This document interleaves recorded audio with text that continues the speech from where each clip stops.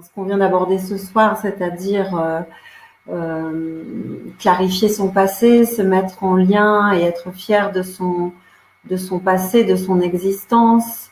Ça, c'est ce qui va permettre de rebooster en fait notre estime.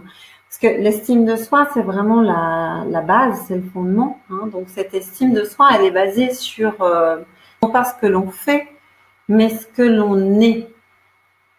Hein. C'est-à-dire comment on se perçoit en tant qu'individu. Après, elle se bâtit au-dessus de l'estime de soi par rapport à ce que l'on fait.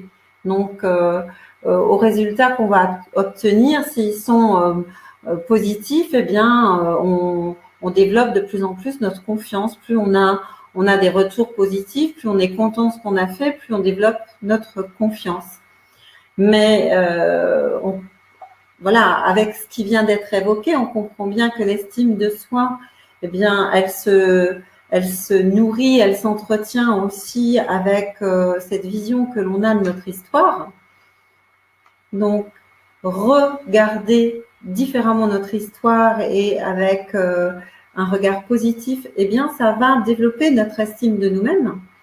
Ensuite, considérer les pépins qui nous sont arrivés comme des pépites, c'est possible si on prend le temps de se poser dessus et de voir quel enseignement, en fait, qu'est-ce qu'on en retire de cette expérience. Parce que essais et erreurs, ça marche que comme ça.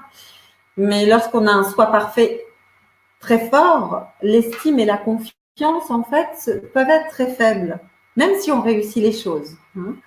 Donc, travailler sur nos étiquettes, aller remettre du lien avec nos aïeux, avec les femmes qui sont derrière nous, les hommes, etc. Tout ça nous permet de développer, c'est sûr, cette sécurité fondamentale. En fait, moi j'aime beaucoup parler de sécurité intérieure.